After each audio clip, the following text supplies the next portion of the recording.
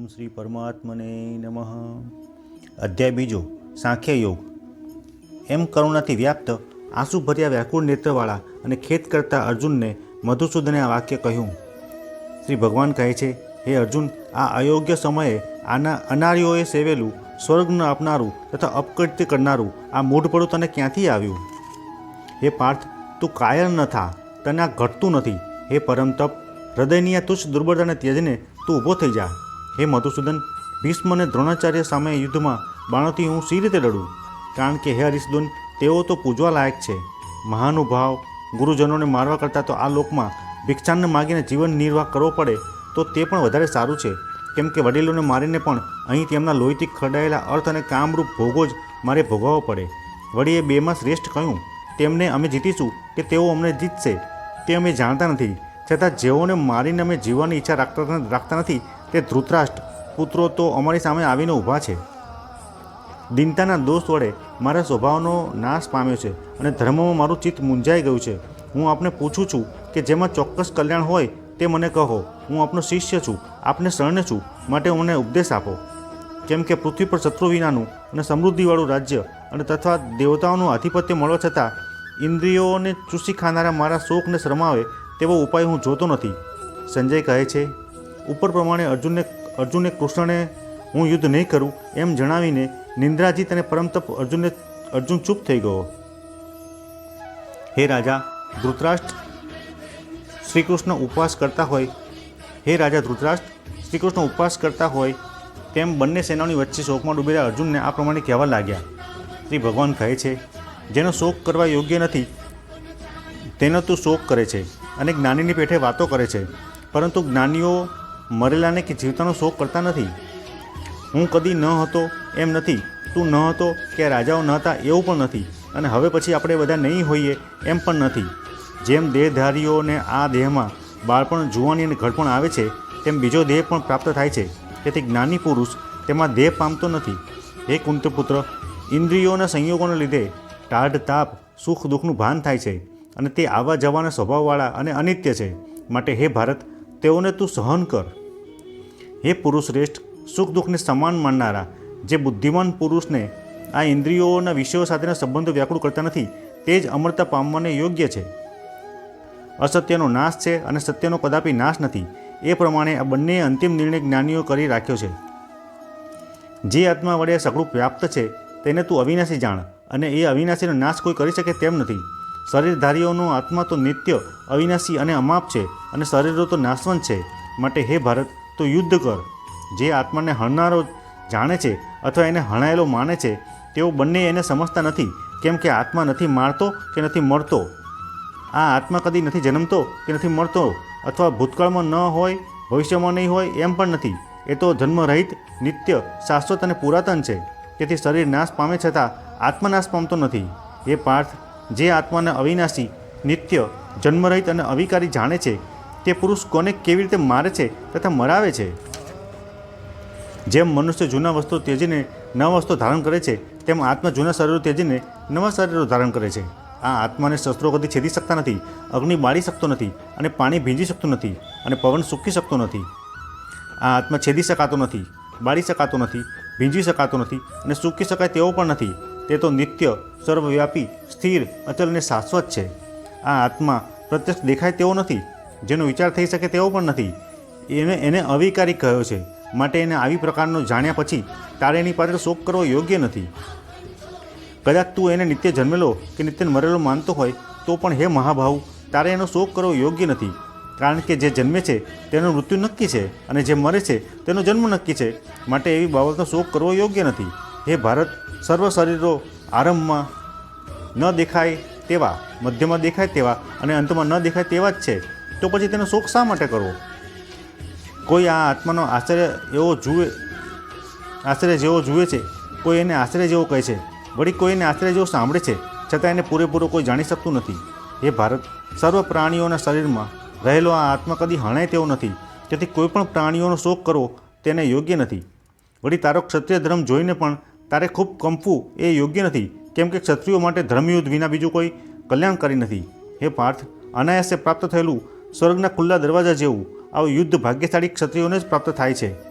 જો તું આ ધર્મયુદ્ધ નહીં કરે તો સ્વધર્મ અને કીર્તિ ખોઈ પાપનો ભોગતા બનીશ. વળી લોકો નિરંતર તારી અપકીર્તિ ગાશે. પ્રતિષ્ઠા પામેલા અને અપકીર્તિ તેઓ મરણથી પણ અધિક હોય છે. ભયના લીધે રણક્ષેત્રમાંથી નાસી ગયેલો એવું મહારથીઓ માનશે અને તને માનની દ્રષ્ટિએ જોનારને મન તું હલકો ગણાશે. વળી તારા બળની નિંદા કરતા તારા શત્રુઓ બીજી ન કહેવા જેવી અનેક વાતો કહેશે. તને આથી બીજું વધારે શું દુઃખ થવાનું છે? જો તું યુદ્ધમાં હણાઈશ તો સ્વર્ગ પામીશ અને જીતીશ તો પૃથ્વી ભોગીશ. માટે હે કૌંતે, યુદ્ધ કરવાનો નિશ્ચય કરીને ઊભો થા. સુખ અને દુઃખ, લાભ અને હાનિ, જીત અને હાર સર્વ સમાન ગણીને આ યુદ્ધમાં તત્પર થા. યુદ્ધ કરવાથી તને પાપ લાગશે નહીં. આ સલાહ જ્ઞાન માર્ગની દ્રષ્ટિએ મેં તને આપી.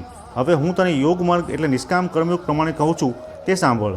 હે પાર્થ, બુદ્ધિથી જો તું યુદ્ધ કરીશ તો તને કર્મના બંધન નડશે નહીં. આ યોગમાં કોઈ પણ પ્રયત્ન નિષ્ફળ જતો નથી, તેમ કોઈ પણ દોષ પણ લાગતો નથી. નિષ્કામ કર્મનું થોડું ઘણું પણ સેવન કર્યું હોય તો તે મહાભયથી બચાવે છે. હે કુરુનંદન, કર્મયોગમાં એક જ નિશ્ચયવાળી બુદ્ધિ હોય છે અને ચંચળ ચિત્તવાળાની બહુ શાખાવાળી અને અનંત હોય છે. હે પાર્થ, વેદમાં માત્ર પ્રીતિ રાખનાર એટલે કે વેદના ખરા રહસ્યને નહીં જાણનારા, વેદમાં બીજું કંઈ છે જ નહીં એવી છટાદાર વાણી બોલે છે અને કામનાથી ભરેલા અને સ્વર્ગને શ્રેષ્ઠ માનનારા, તેઓ ભોગ અને ઐશ્વર્યની પ્રાપ્તિ માટે જન્મ તથા કર્મના ફળને આપનારી ઘણા પ્રકારની ક્રિયાઓ કરવાનું કહે છે. વાણીથી મોહ પામેલા, ભોગ અને ઐશ્વર્યમાં આસક્ત ચિત્તવાળાઓની બુદ્ધિ સમાધિમાં સ્થિર થતી નથી. હે અર્જુન, વેદો સત્વર, રજસ અને તમસ એ ત્રણેય ગુણોવાળા છે.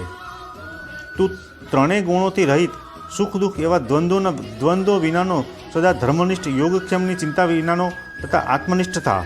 ચારે તરફથી ભરેલા જળાશયમાં સ્નાનનો અર્થ જેટલો સરે છે તેટલો જ નાના જળાશયથી પણ સરે છે.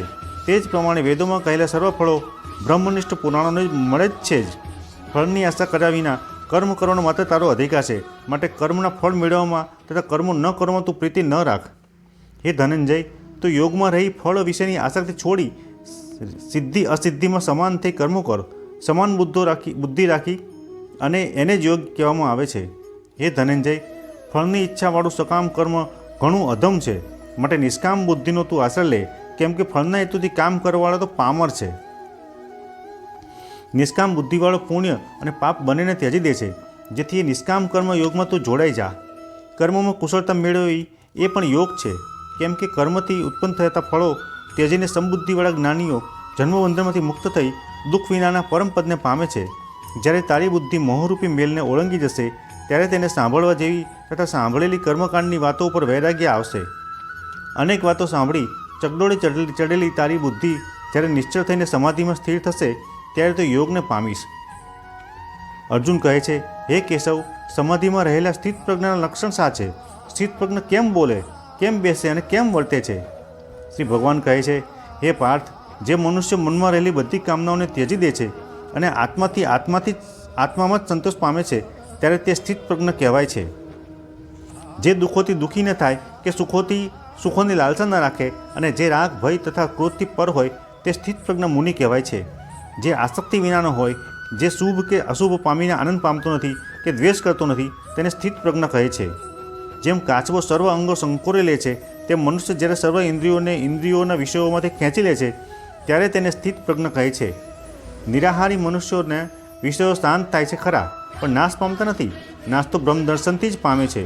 હે કૌંતેય, અત્યંત બળવાન ઇન્દ્રિયો પ્રયત્ન કરવા છતાં વિદ્વાનોના મનને પણ બળાત્કારે વિષયો તરફ ખેંચે છે. જે યોગી પુરુષ એ સર્વ ઇન્દ્રિયોને સંયમમાં લાવી મારામાં પારાયણ થાય છે તે સ્થિત પ્રજ્ઞ છે, કારણ કે તેની ઇન્દ્રિયો વશ જ છે. વિષયોનું ચિંતન કરવાથી પુરુષને વિષયોમાં આસક્તિ થાય છે. આસક્તિથી કામના થાય છે અને કામનાથી ક્રોધ જન્મે છે. ક્રોધથી ઘણો મોહ થાય છે. મોહથી સ્મૃતિનો નાશ થાય છે.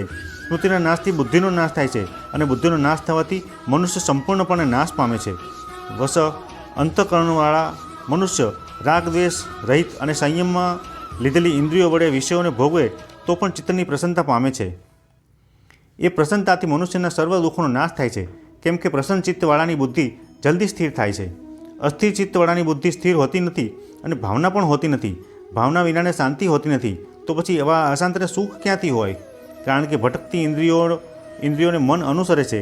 તેથી ઇન્દ્રિયોને આ પુરુષોની બુદ્ધિને જેમ વાયુ નાવને જળમાં ખેંચી જાય તેમ ખેંચી જાય છે. માટે હે મહાભાવો, જેની ઇન્દ્રિયો સર્વે ઇન્દ્રિયોની વિષયોથી કાબૂમાં રહેલી છે તેની બુદ્ધિ સ્થિર થાય છે. સર્વે પ્રાણીઓની જે રાત્રિ છે તેમાં સંયમી જાગે છે, અને જે ભોગેચ્છામાં પ્રાણીઓ જાગે છે તે મુનિની રાત્રિ છે. સર્વ તરફથી જળ ભરાયા છતાં પોતાની પ્રતિષ્ઠામાં અચલ એવા સમુદ્રમાં જેમ બીજું જળ આવે છે તેમ સર્વ વિષયો પ્રવેશે છતાં જે નિર્વિકારી રહે તે મનુષ્ય તો શાંતિ જ પામે છે. વિષયોનો ઈચ્છનારો શાંતિ પામતો નથી. જે સર્વ કામનાઓ ત્યજીને નિષ્પૃહ, મમતા અને અહંકાર વિનાનો થઈને ફરે છે તે શાંતિ પામે છે. હે પાર્થ, બ્રહ્મનિષ્ઠની આ સ્થિતિ છે, એને પામ્યા પછી મનુષ્યને મોહ થતો નથી. આ સ્થિતિમાં રહેલો અંતકાળે પણ બ્રહ્મને પામે છે. સાંખ્ય યોગ નામનો બીજો અધ્યાય સંપૂર્ણ.